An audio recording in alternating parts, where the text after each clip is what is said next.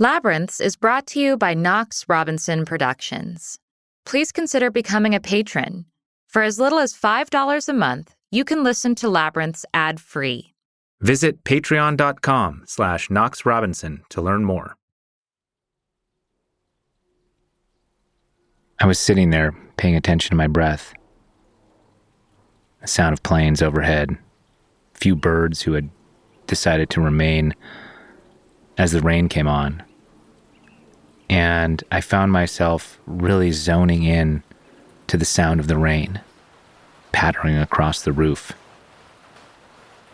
Until it seemed for a moment, as my attention flitted with each droplet back and forth, jumping more rapidly than I could track it, that I became the rain. And then I got really excited that I became the rain. And I slipped right down into my ego. Feeling lost? Then you're in the right place. I'm Amanda Knox. And I'm Christopher Robinson. And this is Labyrinths.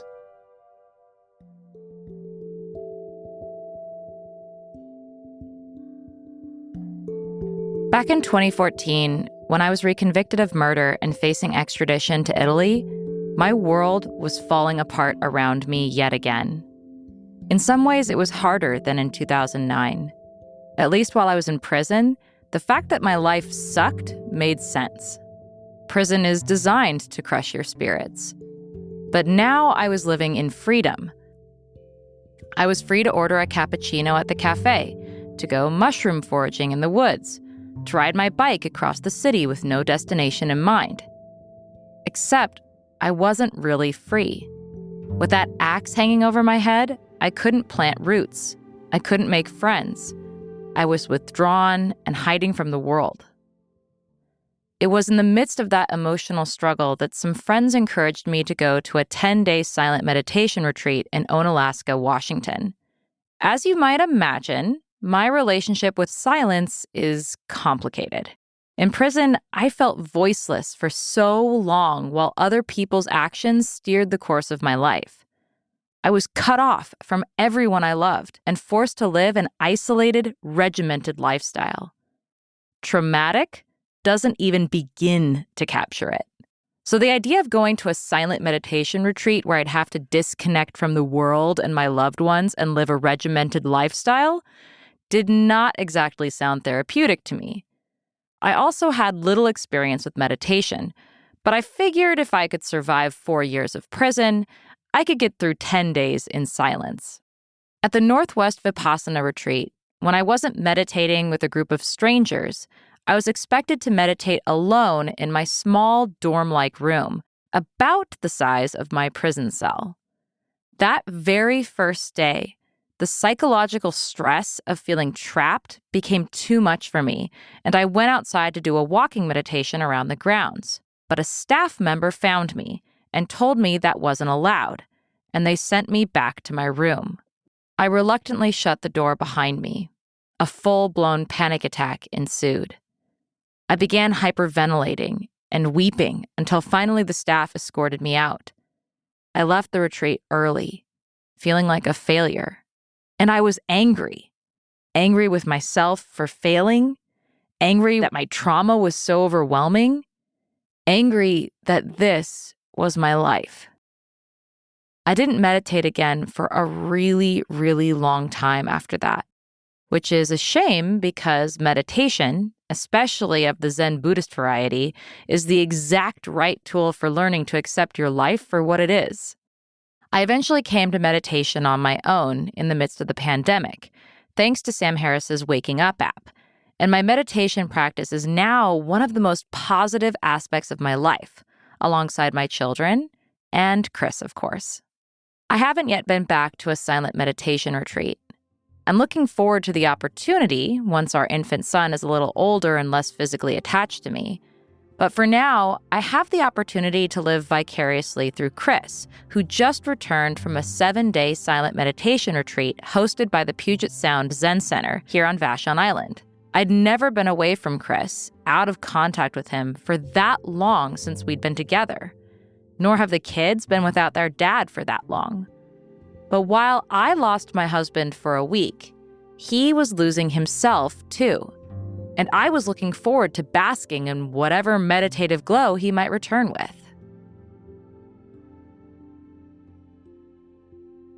Welcome home. It's good to be here. You have been gone for 7 days. 7 days. And I must say that in these 7 days that you were gone in a silent meditation retreat, those of us who work and do all the hard work of getting this podcast together wondered what you were going to be like when you came home. You're taking bets. We were taking bets. We were wondering if you were going to not be able to speak anymore. I was wondering if you were going to divorce me and go to Tibet.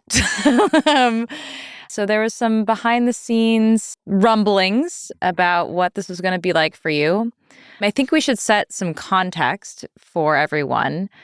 What was your experience with silent meditation retreat-like things before going into this retreat? I certainly was less comfortable with long, silent pauses. Mm-hmm. I had probably spoken many words on every day of my life up until that point, barring days when I was knocked down sick. Mm-hmm. I'm an extrovert, and I like to talk. I'm a word guy. I'm a writer and a podcaster, and I feel very at home with language. Mm-hmm. So I had done a 10-hour all-night meditation set at our local Zen center a few months ago. That was the longest I'd sat meditating, and the longest probably I'd been silent while awake, maybe in my whole life. So this was going in the deep really end. Prepared for this. Yeah. Okay. This was deep end for sure. I also wanted to note there were a few other big firsts for you going into this. This was the first time you were going to be without your phone for an extended period of time. Yes, since I got a Nokia brick phone, whatever those are called, back in high school when I was 17, I have not been away from my phone for more than a day. On those rare times when I lost my phone. And you were losing your mind. And then that day was occupied in panic trying to find my phone. This was also the longest you'd ever been away from me. Mm-hmm. And incommunicado from me, because even in the times where we have been separate. You've gone on a work trip or something, yeah. We've communicated every day. Yeah, and away from the kids. Maybe we should ask the question, why did you want to do this in the first place? Is it just because we're members of the Zendo? And I mean, so we should establish we're members of Puget Sound Zen Center. That is our church now, I guess. That's our church. We're church people. Yeah. We go to potlucks. It's great. It's great. There's no dogma. Yep. We just sit in silence with other people sitting in silence. It's fantastic. So other than being members of a Zendo, why go to not everyone at the Zendo went to this retreat. Yeah. Why did you decide you wanted to do it? I think because I really wanted to lose myself. Okay. And it's the same thing that motivated me to do massive ego-obliterating doses of mushrooms. You're just a drug addict of various kinds. Yeah, well, I'm a psychonaut, you know? A psychonaut, okay. There's ways to alter your consciousness through breath work, through running. People get runner's high, you know? Choosing to put yourself in a very different headspace with a very particular set of behaviors for an extended period of time changes your neurochemistry, I'm sure, and changes your experience of reality and your experience of yourself. And I was very interested in what that was going to be like. So I know that you're interested in that broadly, but why now? Like, what is going on? Why now when you have a 7-month-old and a 2.5-year-old? Yeah. You know, I don't know that I have a good reason for that. Well, I'm wondering if it was because of that. Escape. Escape from the trauma of being a parent to 2 young children. I want to dive into that a little bit because I think it's worth noting that since Echo has arrived into our lives, lovely and beautiful as he is, you in particular have been struggling. I have been struggling. Can you talk about that? I'm a guy who gets shit done. Yes, chef. I do. I know you do. I'm good at it. I'm productive. I'm prolific. I work quickly and well. And I pride myself on that. And it's become a part of my identity. And it feels good. It feels good to accomplish something, whether that's cleaning up the garage or whether that's writing a podcast episode or helping you edit an essay, whatever it is, like applying myself intellectually, physically, and reaching that place of accomplishment is a way that I maintain my sense of well-being. When Eureka was born, my ability to do that suffered a little bit, but we adapted. And then when Echo came along, my productivity plummeted. Yes. And suddenly I was outnumbered. Well, and I was doing a lot of work too. And like, you have important work to do. And so there's lots of periods when it's my turn to be on the kids and you need to get work done. And I've been struggling at not being able to be my productive self. And it's been really hard emotionally. It's been really hard on us, honestly, too, because, you know, I'm watching it and I'm seeing you like sort of begrudgingly spending time with your children instead of celebrating that time that you get to spend with your children. And that both breaks my heart. Postpartum depression. I think you might have a little bit of postpartum depression. I mean, that's what I was thinking about when you decided to go to the retreat. Like, my biggest hope for you going into the retreat was that you would be away from us and therefore the heart grows fonder, but also that you would come out of it with a perspective shift about the importance of being present and mindful with your kids. You had high goals for my retreat. I did. That was what I was hoping. Well, I can say that I had applied for a different silence retreat a year and a half ago. Before he was even born, yeah. So I've been wanting to do this kind of thing for a while, and that was a 10-day silence retreat in Onalaska, Washington, through the Vipassana system. I remember we were in the early days of having some important meetings regarding our Hulu project, and we were talking to our other producers, and I was saying, hey, I'm scheduled to go to this thing, and they're like, well, you know, do you really want to be missing these important meetings and the beginning of this project? You want everyone involved to understand your value and you're part of this team. You don't want to be missing these meetings. And I decided to cancel it. And then, lo and behold, the week that I'm set to do this new retreat, it's like the craziest work week we've had in a long time. I might need to fly down to LA. Like, big decisions are being made. Big decisions are being made with the show. And my executive producer hat is like, I need to be there for this. But I decided not to. And at the beginning of the retreat, before we sat in, we went around the table and introduced ourselves. You know, why are you here? They asked us. And I said that I was grateful to be here. And I was grateful to you for allowing me to be here. And that this was a really busy, important work week for me, and that I had canceled last time, and that I wasn't this time, no matter how important it was. And that in itself, what felt like a radical act for me to just step away from the important decisions. This was not just a cold turkey phone, but it was cold turkey work. So I would almost say that the reason that it felt like the right time to do it then was kind of because of how busy and important that work side of my life was, like clawing for my attention. Right. And you just had to be like, nope, get out of here. And I'm kind of that, I think this is part of my personality. I don't do well with like jumping into cold water, you know, but I do lean into the deep end. You like extremes. In metaphorical ways. Yeah. You know? You're not like a 1 gram of mushrooms kind of guy. I'm a 5 gram. Yeah.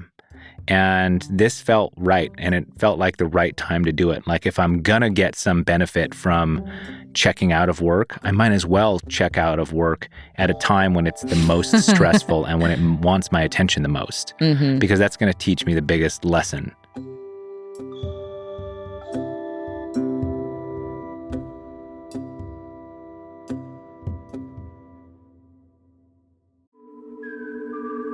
We could give you lots of reasons to support Labyrinths on Patreon, including ad-free episodes and exclusive patron-only content. But why not hear it direct from a listener? My name is Henry, and I've been a supporter of the Labyrinths podcast for some time. I can totally relate to the concept of feeling lost, and I think the stories have helped me tremendously getting through these last couple of years, and I think they would help others as well. Visit patreon.com/Knox Robinson.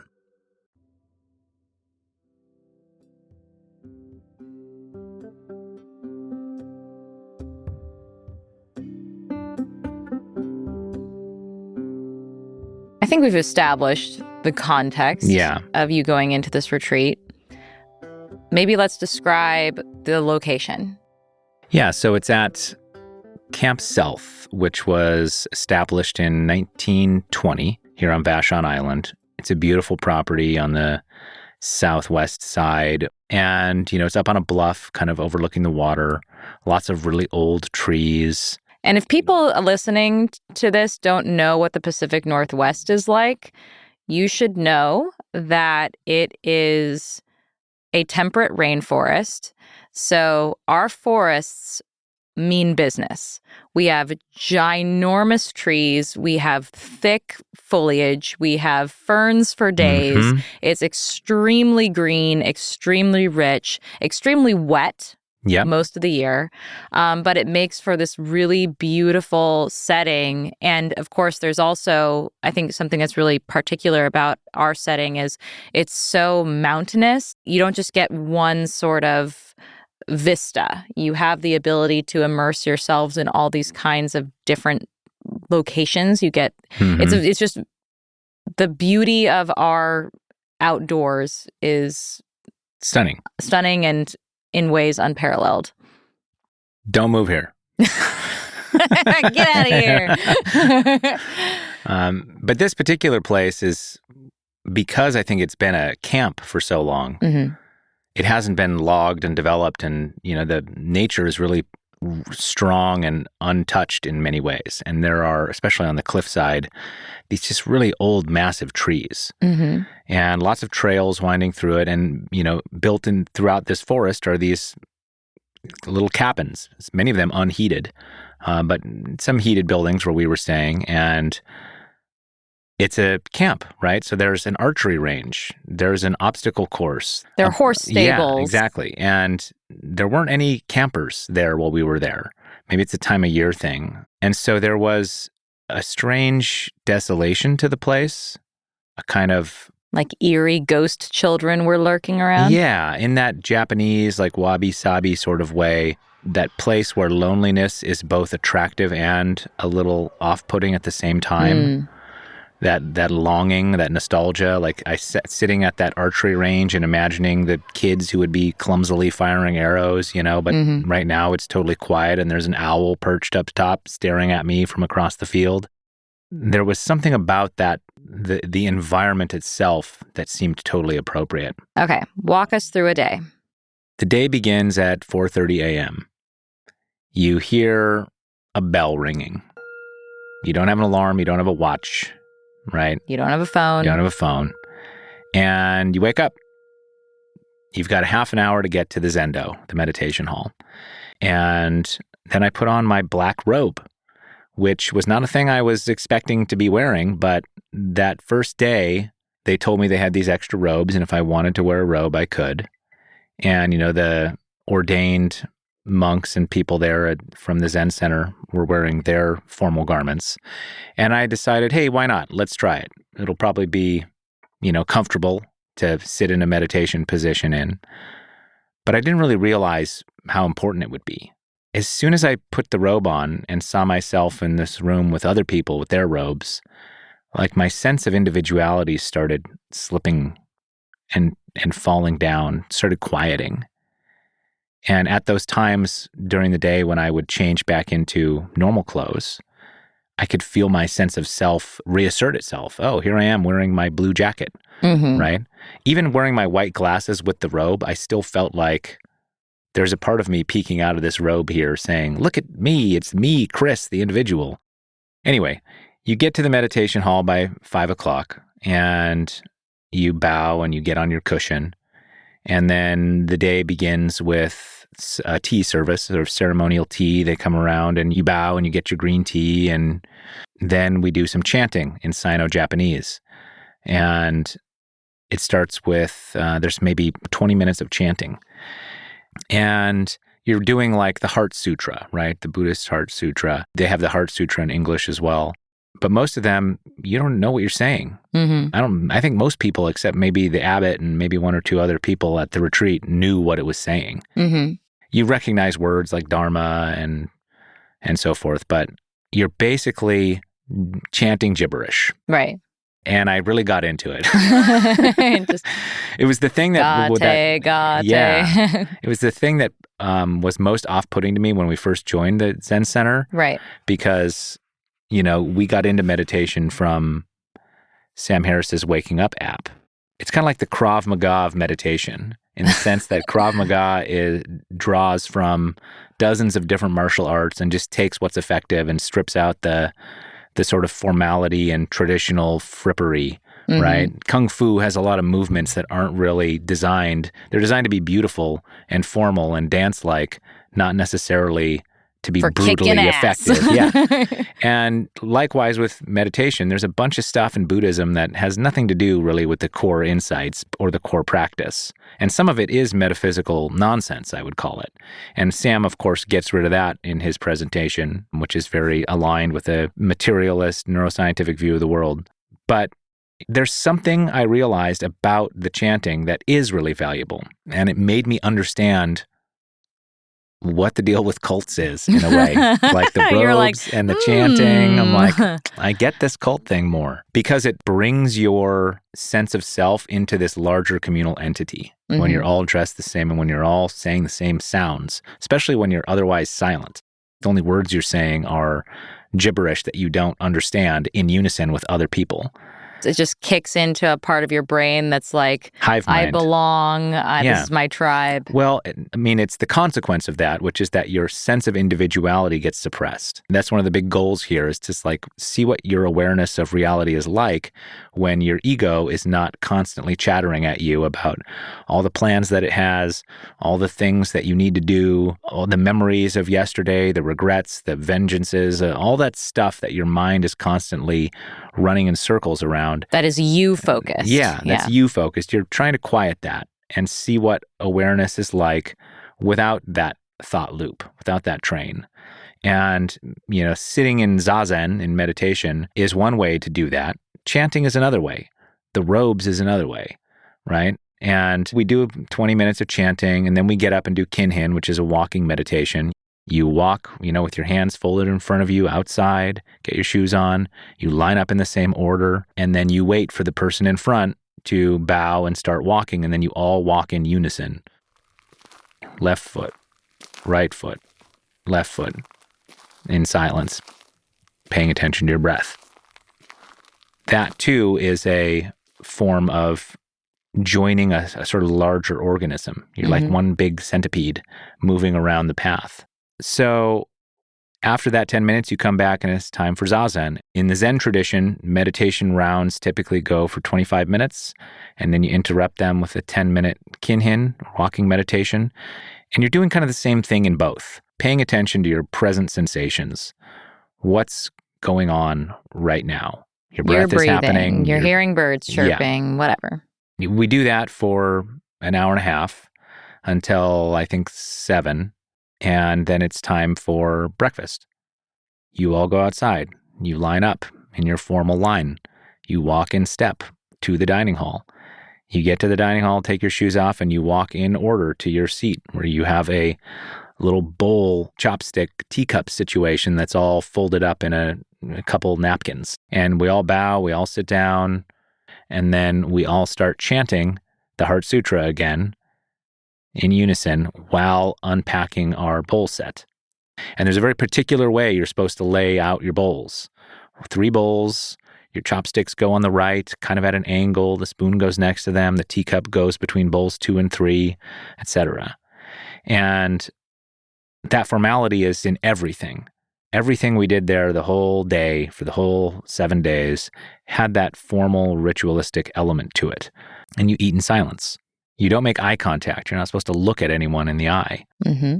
And somebody does the clappers. You get up, you bow, you get back in your line, you walk back to the meditation hall, you get back to your cushion. Then they come in and then they say, you're dismissed for break.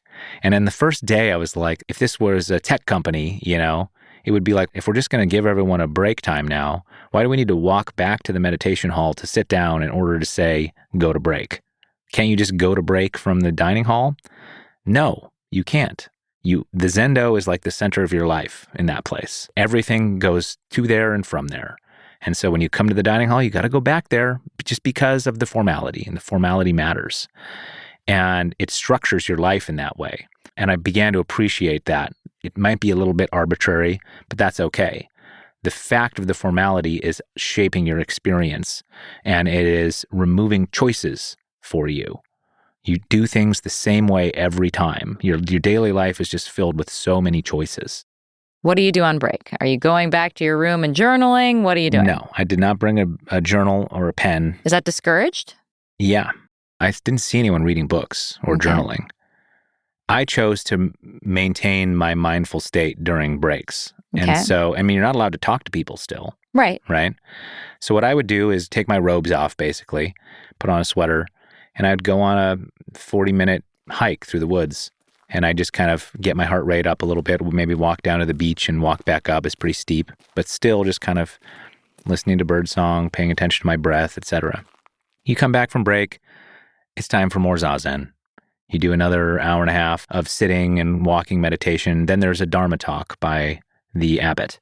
So that's an hour-long talk about, in this case, a poem by the 3rd century monk Sensong called Trust in Mind, the first line of which has become a famous Zen koan, which goes, "The great way is not difficult for those who have no preferences." He would talk about this poem and the insights it was trying to get at. After that, that gets us to 11, I guess. You do more Zazen until lunch.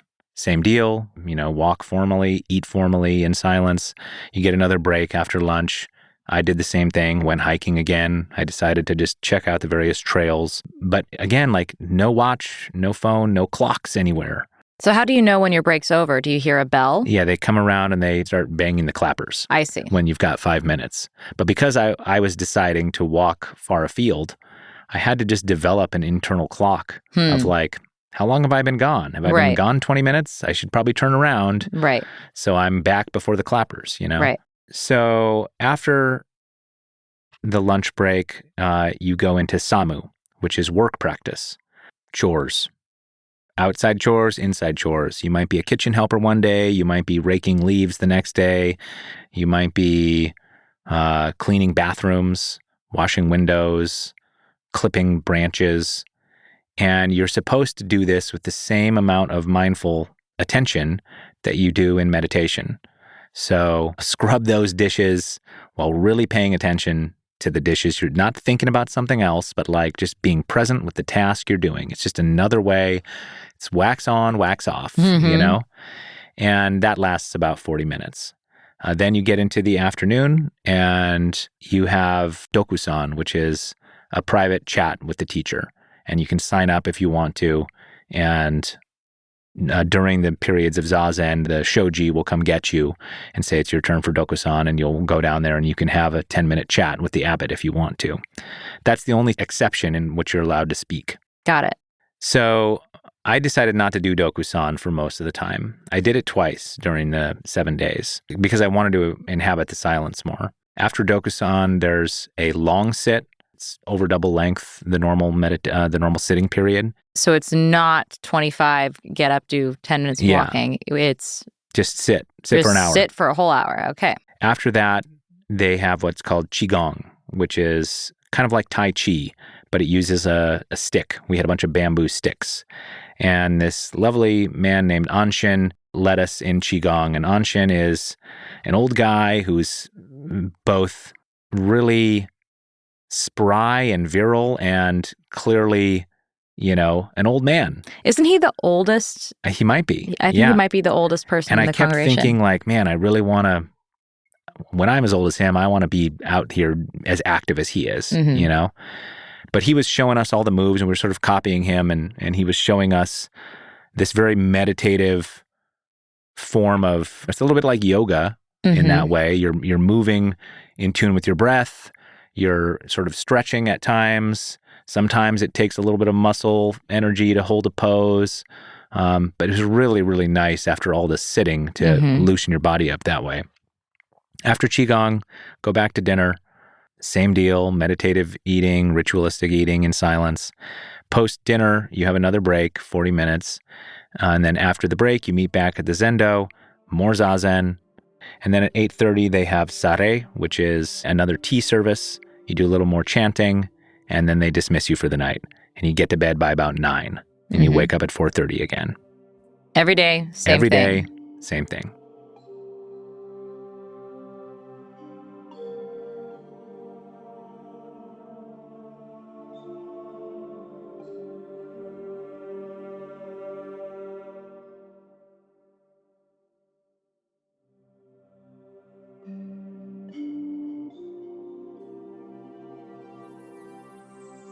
All right. Let's start with what was difficult about this. Obviously, the number one being away from me. But that part was kind of easy. Yeah. All right. What was difficult about this? Before, I plunged in, I was talking to Koshin, the abbot, and saying, oh man, I've never been away from Amanda and the kids this long before. And he said, well, I really encourage you to leave the outside world outside. Do your best to let it go for the week. And I did. It didn't mean that you didn't creep up in my mind. You did, obviously, and especially in one of the Sino-Japanese chants, there's a phrase that goes, sa man da. And every time that happened, I'd be like, Manda, no.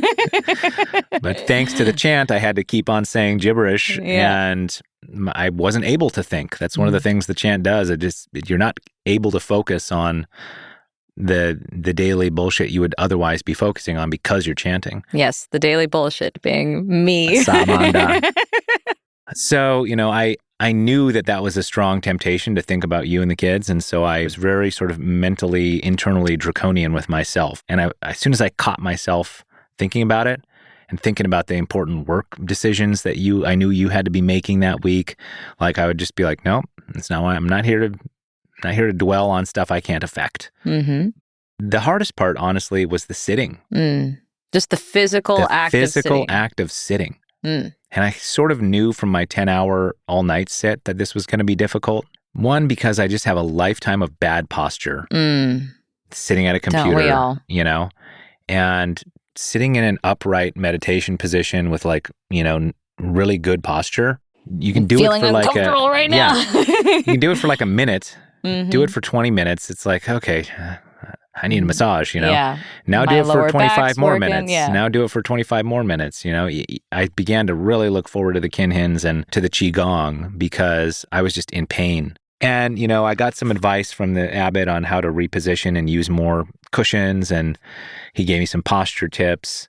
And eventually, through a combination of figuring out my sitting position, doing a lot of stretching, making sure I got in a long hike just to get my muscles moving on my breaks, and Advil, which they had available at the med kit.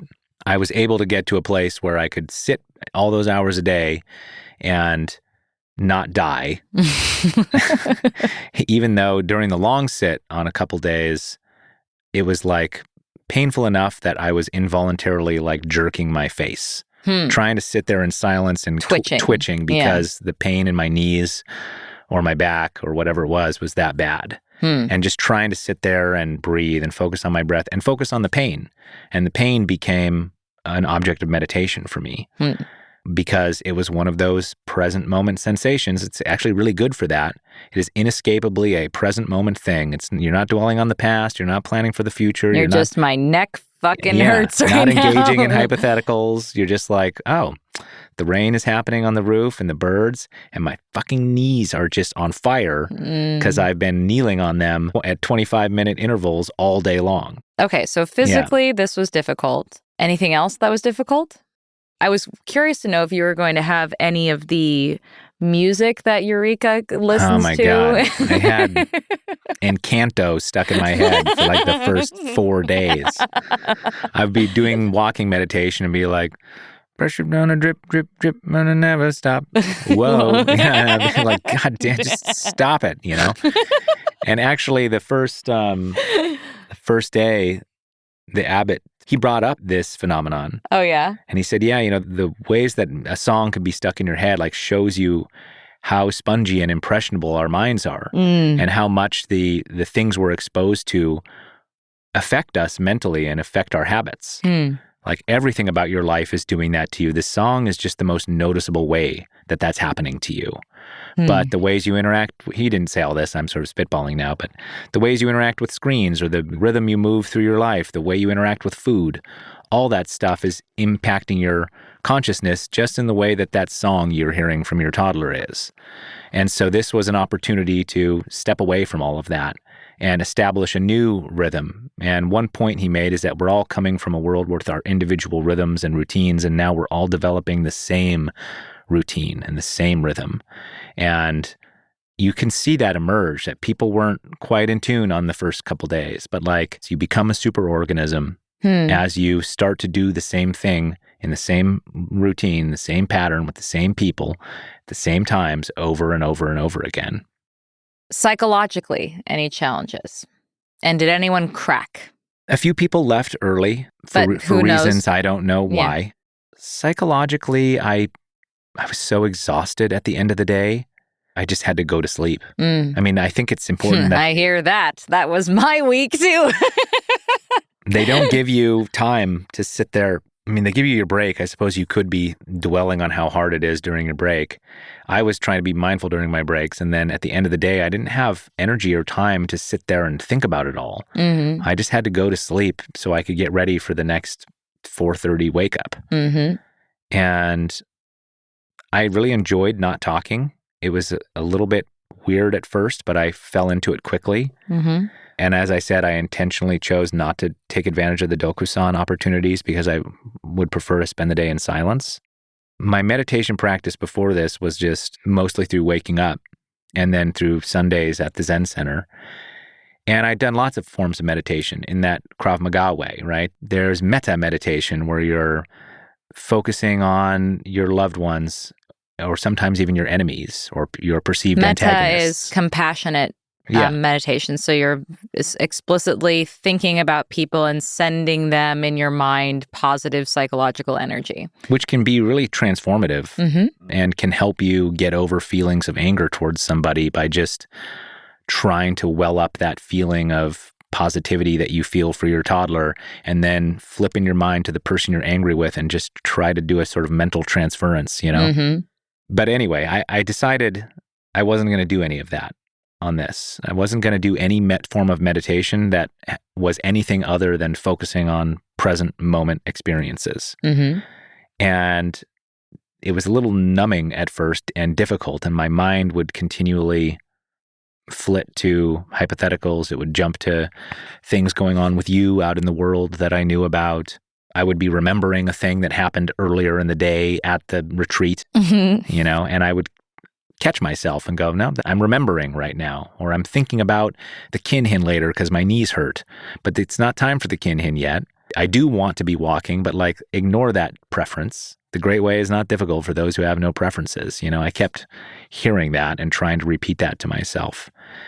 And I didn't really have a breakthrough until day 4. Okay. Talk to me about that. The first 3 days were just sluggish, trying to meditate, often getting distracted, focusing on my breath and finding myself a second later thinking about something, catching myself, starting over.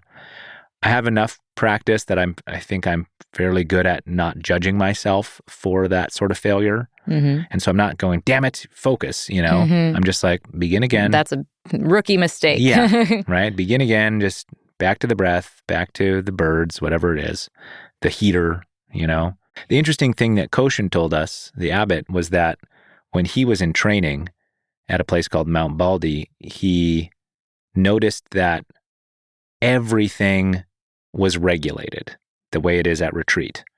When and where you eat, how you dress, how you move your bowl around, how you walk, the order you walk. There were very clear ways that everything had to be done in this ritualistic, formal way. But they told you nothing about how to do zazen. Mm-hmm. The monks didn't say anything about what you should be doing in your head when you're sitting there meditating. And he found that to be really conspicuously absent and was like, what's going on? Like, how come you're not telling me how to do what seems to be the most important part? What we're here to do, yeah. Yeah. And the reason is, he explained, that one, in Zen, the big thing is it's got to be experiential. You've got to sort of stumble your way through it yourself. You can't be told how to do it. But two, he used a metaphor, which I really appreciated, which is that, you know, your mind is this thick forest that you're trying to find that clearing, that place of like just present moment peace. You got a machete and you're trying to hack your way through to get there. If someone tells you, here's the trail, and shows you to follow these steps and you'll get there, it might work for a while, but eventually that trail gets washed out by the next rain and the foliage grows over and you can't get to the clearing that way anymore. And then you think there's no way to get there. And instead, if you've developed the skill of learning how to hack your way through the underbrush and learning how to forge a trail, you now can pivot and say, okay, forge a new trail. Yeah, that's not working. I'll find another way to get there. That really ended up working for me. And on day 4, in the morning, it was raining. I was focusing on my breath and I was focusing on my knee pain. And I think it was during the long sit and my knees were just really, really aching. And that honestly helped me. It wasn't in a like jerking my head place, but it was in a like really, really pretty intense, constant pain. I also found it to be very helpful to be as perfectly motionless as I could be. And even to let my breath, almost like I was dead, to just like let my breath quiet down. I would start, of course, with more very controlled, obvious inhalations and exhalations to kind of get me into like to really be paying attention to the feeling of the hairs in my nostrils and my belly going in and out. As I got into it, the breath would quiet and become shallower and shallower and shallower until I felt like I was just very, very much like a statue.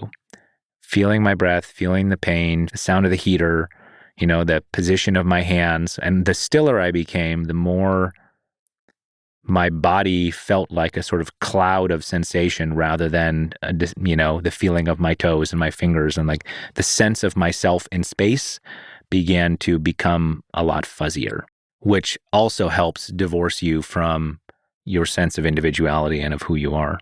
It was during that period that the rain was falling in this irregular pattern. There's trees over the top of this roof, and so it's just pocking here and there and scattering of different volumes and different parts of the roof.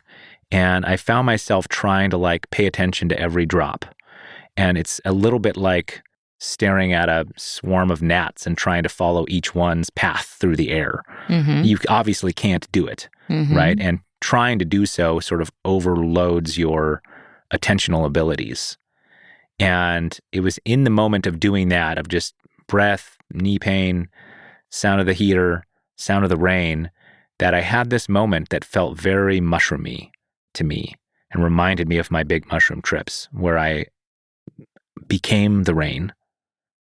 I was the rain is what it felt like. And it lasted maybe 20 seconds of just like, I had got myself through pure focus and attention to a place where I felt identified with a natural phenomenon the way I felt that on a mushroom trip.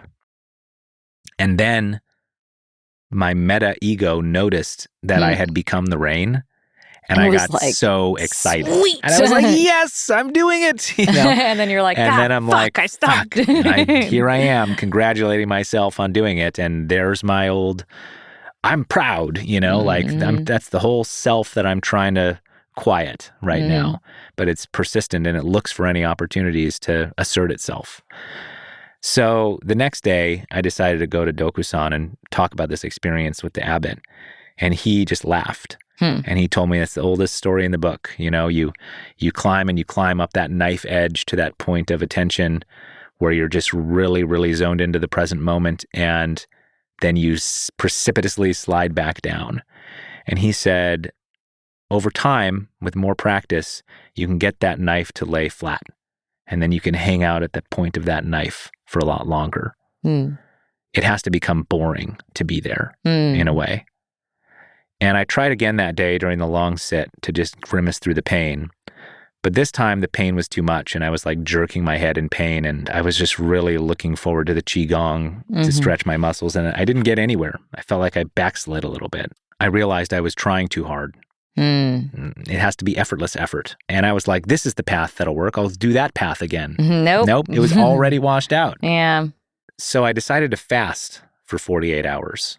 Because Trying hard much? Yeah, well, I'm not used to eating 3 meals a day. I normally eat only between a 4 p.m. and 8 p.m. window. I decided to go along with the macroorganism here and do that. And eat the 3 meals. And I was feeling like I'm sitting all day. My body wasn't quite feeling like this was what I needed. And so I decided I was going to skip meals for a day. And I was already in this sort of monastic mindset and felt natural to me. It didn't feel like a belabored decision. So I did. And the first 2 meals, I laid out my bowls and put my teacup there, but I didn't put out my utensils. And then I just took the tea and slowly, meditatively drank my tea while everyone else was eating. Then on the dinner, I decided that I was kind of missing the ritualistic macro actions of our superorganism that I wanted to take part in, but I still wanted to fast. So I decided to mime eat the meal. Like a psychopath. So are you serving yourself? So the food comes around, I bow, I grab this serving spoon, and I pretend to put some into my bowl. The next dish comes around, I pretend to get some rice, you know. The salt look shaker, at you? I pretend to put salt on it, pretend to put pepper, get the tongs, pretend to grab a piece of bread and put it in my bowl. And no one's allowed to make eye contact. They can't say anything. You know what? Of all places, you could do that. And I sort of mentally kept track of what food was in what bowl. And, you know, I would trade off. I'd eat the soup for a while. I'd go eat the green beans. When the soup was almost done, I would kind of scrape the edge of the bowl to get that last bit of soup out. I'd get my bread, my phantom imaginary bread, and sort of wipe the bowl to get that soup residue. I'd fake chewed, you know? And it was really, really interesting. It let me realize how much of my experience of eating a meal is all those other things and not the actual food. It helped me like see it in isolation because I don't think I'd ever done that. Eat a conceptual meal, you know? I was able to divorce the taste part from the other parts and realize that there's things to appreciate in those movements and rituals and so forth that are not just the sustenance and the taste. A strange thing happened to me while doing that, which was I was also still in this meditative mind state, listening to everyone's mouth sounds that I was mimicking, listening to the sounds of their cutlery, gulping and chewing, which has historically driven me crazy. And in fact, it's been a point of where I've been like, can you not eat around me? Yeah, you know? I've been paranoid about eating a bowl of cereal near you. Just like the, you know, and also being a podcaster and having done a lot of audio editing, listening up close in the headphones to people's mouth noises. I've gotten very attuned to hearing those and cutting them out, you know. But this time, it was just, I had no preferences. It was just like that's happening. I was looking for anything. I had already spent time focusing on my pain, you know. What was this? Mouth noises? It's not as bad as pain. It's also a perfectly suitable object to focus on. And I really understood and got that the way is not difficult for those who have no preferences thing in that small way there. So We've been going on and on. Yeah. Any other big breakthroughs, or can we get to the big takeaways? Yeah, there's a lot more I could say about the retreat, but I think let's go to the takeaways. All right. So I show up Yeah. with the kids to pick you up. And the first thing that you share with me is... So I couldn't write anything down all week. And so at the very end, right before Amanda showed up, I found a piece of paper and I borrowed a pen and I wrote down notes of I had been trying not to even keep a mental catalog because that's your not ego. what I'm supposed to be doing, But nonetheless, things were occurring to me and I would go, oh, that's interesting. And I might find my mind going down this little track and then I'd be like, stop it. Stop doing that. And then another part of me would be like, remember that thing we don't want to forget. And I'd be like, no, I'm not trying to remember the things I know. It's okay if I forget. That's not why I'm here. Nonetheless, some things stuck. And as soon as I was out of retreat mode, I wrote down all the things I could remember. Yeah. One of those things was this brilliant idea that I call lasagnos, which is nachos in a casserole dish layered like lasagna with strips of poblano peppers and a little bit of mozzarella cheese on top. My fucking mind, when I was like, all week, I'm wondering what incredible insights is my husband going to have? And he sits me down and he's like, wife, get this. Lasagnos. I was like, are you fucking kidding me? So one, I did that for comedic effect.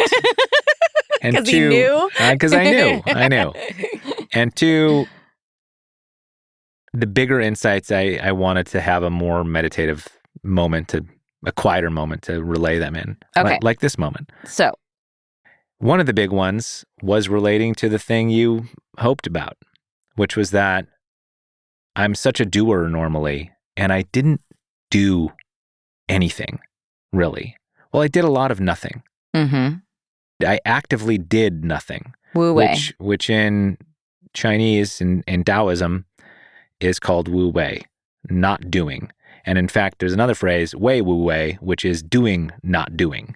Right? So you were way wu weiing a lot. I was that way week. wu weiing. And I actually laughed out loud to myself at one point when I was just thinking about how absurd it was that we had this really rigorous schedule from 4:30 a.m. to 9 at night of doing nothing. It's so funny. And another way of saying doing nothing or not doing is being. We were practicing being. Like, what is it like to just be when you're not productive? And it's a muscle, how to be. It's a muscle that I haven't spent a lot of time flexing and strengthening. And this was like boot camp for that muscle. And one of the things I realized is that I had been telling myself a story out here in the world that being productive is my happy place. And that when I couldn't be productive, I was unhappy. And this was giving me emotional struggle relating to my children. You didn't like that. I didn't like that. It wasn't good for anybody. And what I realized is in that moment where I became the rain is that I could experience true equanimity and joy and peace without doing or accomplishing anything by just paying attention to the stuff around me exquisitely. And when I would go on my walks, especially after I had that talk with the abbot, and he said, you can get the knife to lay down. And I went on one of my long walks on the break, and I was just being very attuned to like all the leaves I was passing, every branch, every little flower, every feature of the forest landscape. I was just sort of noting. And I found myself just welling up with joy at a fucking tree branch, you know? And I would stop and pause and be like, look at the moss on this log. In a world without screens and just stimulation all around you, that was enough to occupy me and to be interesting. And it's a feeling I felt on mushrooms too. You know, we went to the rainforest and I did mushrooms and we're sitting near the bathrooms at the visitor center, and you and our other friends who are totally sober are like, all right, let's go out into the trees where the trail is. And I'm sitting by the cement and I'm like, well, this is fine. Why do we need to go out by the trees? Why can't we just look at the ground, the cement next to the bathroom? Because it's interesting. If you really look, it is. And that's that world of no preferences, right? But what I realized is that boring, I think, is the wrong word. When he said that experience of like losing yourself and becoming one with everything, it has to become boring. I don't think boring is right. I don't think a sunset is boring. What I noticed was that any random tree branch could become like a sunset for me, which is to say like really interesting and beautiful and worthy of my attention, but also mundane. Also, I've missed a million sunsets, and it's not going to change my life to see a sunset. But also, a sunset is beautiful, and why not look at it? So as it relates to us and our children. So I found that mode of being was just available to me, and that it was a place of joy for me. Just being. It's there. I don't just have one way of being happy. I have many ways. And yes, it's true that accomplishing things and being productive is a happy place for me. But so is being. And in fact, that's the only way that you can enjoy your kids. And that's what, I mean, especially with a 7-month-old, like that's what he needs. There's nothing to accomplish with him right now. You just need to be with him. And that was probably my biggest interpersonal takeaway. I kept saying to myself the entire week, like, I just can't wait to like bask in his glow. Do I have a glow? Have you been basking? I don't know that I have a glow. You didn't have as much of a glow as I thought you would. You know, Koshin talked about how every retreat has a tail. And every sesshin, they call it, has a tail. And sometimes the tail is long, sometimes it's short, sometimes it's furry, sometimes it's fat, you know. There's a distinct character to what your after period is like. And sometimes a really difficult sesshin will have a really long, beautiful tail. And sometimes a really transformative sesshin will have it'll be gone. You'll be back in your life. And I found that I just had a lot of overwhelming work to get back to, and that I didn't have the luxury of just sort of quietly sitting gradually sort of coming back into my life, which, you know, wasn't ideal, but it is what it is. And I was good at accepting that. But I will say I had a dentist appointment this morning, and I did some Zazen while getting my teeth cleaned, you know, and getting your mouth poked with a metal scraper is also a perfect object of meditation. And I found it weirdly peaceful. I've also been punctuating my days since then with just little moments, looking out the window, doing the dishes. Like, one of the most transformative things about the retreat for me was just that everything was mindful. Not just the formal periods of sitting, but the walking to and fro between activities, the eating, the bowing, every element had a ritualistic, formal cast to it. It makes me want to bring that into our lives here. It shows me the value of stopping to just pay attention to where I am and what I'm doing, because it's so easy to just move through your life and have your life kind of moving through you.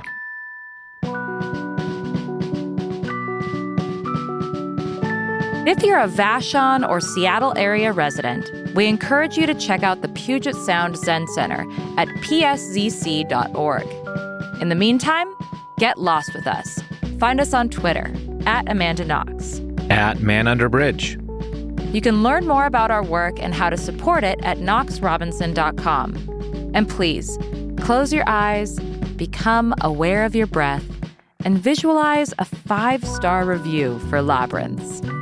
Labyrinths is brought to you by Knox Robinson Productions. This episode was written and produced by us. Our managing producer is Andre Sapp. Our production assistant is Jasper Merrill. And our theme music is by Josh Budo Karp.